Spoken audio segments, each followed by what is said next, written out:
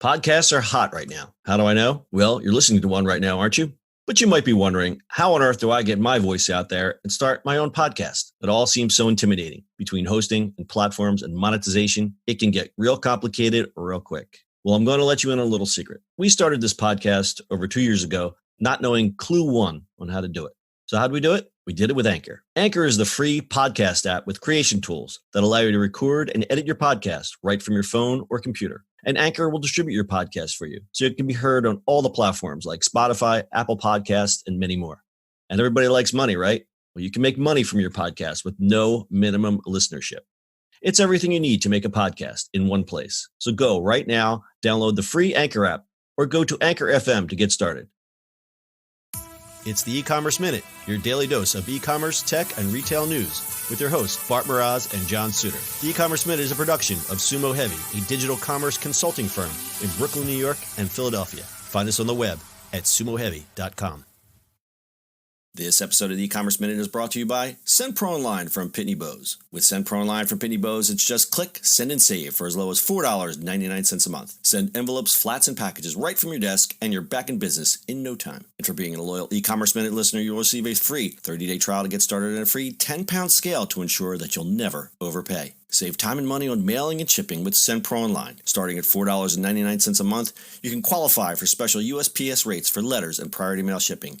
Calculate exact postage online, and print labels right from your PC. So go to pb.com/minute to access this special offer for a free 30-day trial plus a free 10-pound scale to get started. That's pb.com/minute. Experience shipping made simple with a free trial of SendPro Online from Pitney Bowes. E-Commerce Minute episode 567. In today's episode, Amazon Go Tech coming to airports and theaters. Amazon is connected in almost every aspect of commerce that we're familiar with.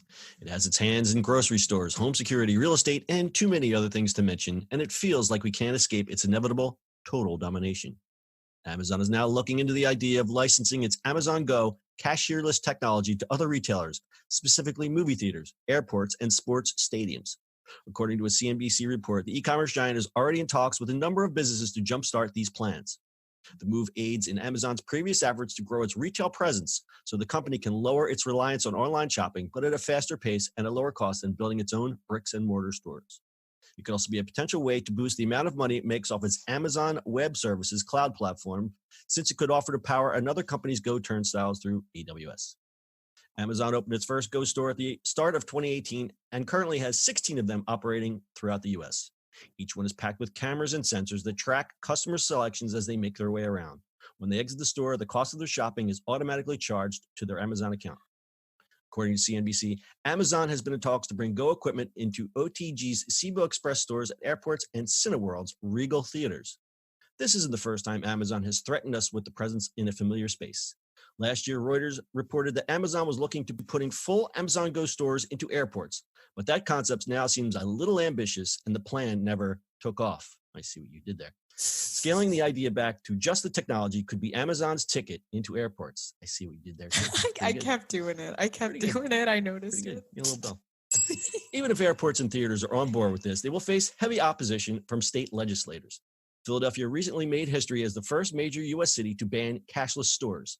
The related bill prevents most retail locations from refusing to take cash, and other cities like Chicago and San Francisco are following suit. Due to the controversy of cashless stores, it'll be interesting to see where this venture goes. Did you also see I said on board with it?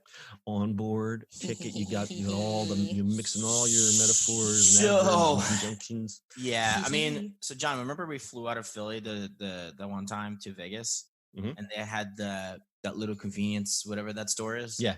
There was nobody there. We just kind of checked out with my phone. I just put it in my pocket and walked away. That's true. And then they had to chase you, and just I was already on the plane, like amazing. It's a pain in the ass. No, but you just check out if like by yourself. You check out at the little kiosk thing, at a convenience thing. So this is just an extra, Amazon tried to walk in and walk out type of things. The whole cashless thing. I mean, in the airport, I don't know. It'd be fun. Yeah, I thought that was odd. I remember that day that we went up to that kiosk there was still a person there because, there's always going to be one joker just going to walk up and stick the RX bar in his pocket. But the person was kind of just looking, right? Yeah, like ready to offer assistance, but not there to check you out. Me, I would rather check myself out. I always use a self-checkout in groceries. I know people hate that because it says it cuts jobs, quote unquote, but I would rather do things on my terms. But I think this is what I'm not understanding. And Bart, I'm glad you brought up that example of the self-checkout terminal at the airport. Mm-hmm. These Amazon Go stores are heavy on tech. And the reason that they haven't expanded as many as they had promised to is that they're very, very expensive to set up, because the premise of the Amazon Go store is that you walk in, you fire up your app, it says, okay, you're in the store, and these cameras and sensors follow you around. So the cameras follow you, the sensors see what you pick up, they match the thing. It's very complex. To put this into different places where there's already less expensive solutions to this, unless they bring the cost way down, I do not see the appeal for someone to sign on with this. And I could be completely wrong here, but that's my observation.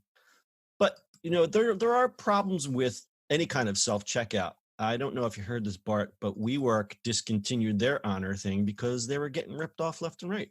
Well, duh. The little Honor store. It was their honesty market. The honesty market, which, believe me, I've been stuck in a WeWork late at night, and I'm like, who's going to see me take this? Well, they are cameras everywhere, which is, but yeah, I don't understand. There's cameras everywhere. Like, who does that? Like, but people are people. I mean, come on. How many stores would you like to hear people being just people? Well, unfortunately, yeah, that's what they call the cost of doing business, and I think a lot of that's baked in. But getting back to this technology thing, I'm just wondering. I don't know. It's just there's so much with this technology. I mean, coming from like a social aspect, like cashless is obviously an issue because of like people who can't have credit. So I mean, oh yeah. I mean, that whole aspect is just troublesome in itself, right? In that company will say, oh, this is easier because we can hire less people and we don't have to worry about it. And so what if somebody rips us off once in a while? We're still going to make a lot more money. But it's but the underbanked and people with no cards are again going to be shut out. Which is so unfair.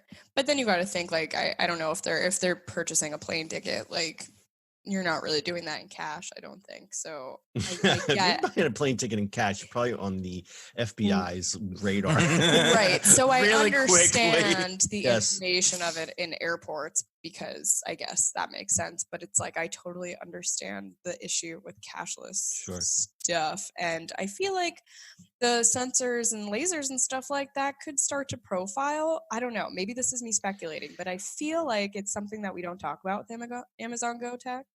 Yeah, you hit the nail on the head, because what is Amazon? If anything, they're all about the data, about collecting the data and sharing the data, hopefully with the partners that they get to sign on. So maybe what the scenario could be, it's okay, we're gonna, you're the guy who runs the newsstand in the airport, and we're gonna let you use this technology, and for a slight discount, we're gonna share all the data we have about your customers.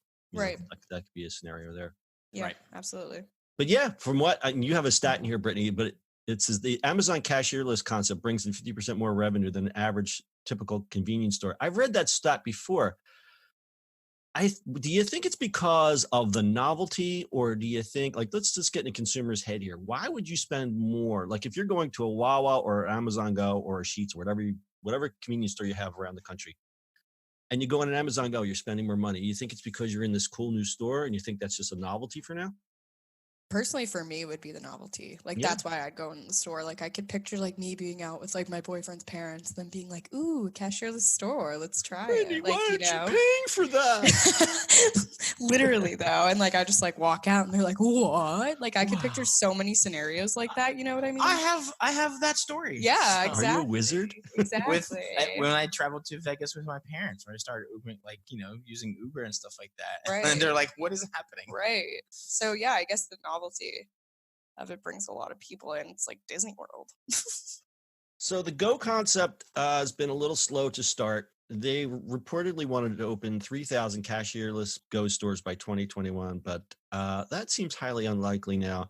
Again, I'm just wondering if it's a cost factor or if the technology is just too cumbersome to deploy. I would really love to know more about that. Brittany, why don't you tell us about today's sponsor? Shipping and mailing from your desk has never been simpler than with SendPro Online from Pitney Bowes. With SendPro Online from Pitney Bowes, it's just click, send, and save for as low as $4.99 a month. Send envelopes, flats, and packages right from your desk, and you're back to business in no time. And for being a loyal e-commerce minute listener, you'll receive a free 30-day trial to get started and a free 10-pound scale to ensure that you never overpay. So save time and money on mailing and shipping with SendPro Online. Starting at $4.99 a month, you can also qualify for special USPS rates for letters and priority mail shipping, calculate exact postage online, and print labels and stamps right from your PC. So go to pb.com/minute to access this special offer for a free 30-day trial plus a free 10-pound scale to get started. That's pb.com/minute. Experience shipping made simple with a free trial of SendPro Online from Pitney Bowes. All right, we'll do a quick stat time and close it out. RBC analysts estimate the typical order size at the new futuristic shops is around $10. So I guess that is an RX bar and a very expensive cup of coffee. Travelers average 56 minutes of free time before their flights. Unless you're me, I get to the airport 3 hours early. And by 2023, duty-free and retail sales are expected to reach about 125.1 billion US dollars. With around 28% of the market, Asia Pacific held the largest sale of travel retail sales in 2016. Yes, because Asian airports rock. That's according to Statista. You guys got anything else? Nope. All right, that's your e-commerce minute for today. We'll see you on the internet tomorrow. Maybe someday. Shop at the duty-free shop. That's it for today's show. If you like the show, do us a favor and subscribe or leave us a review on iTunes.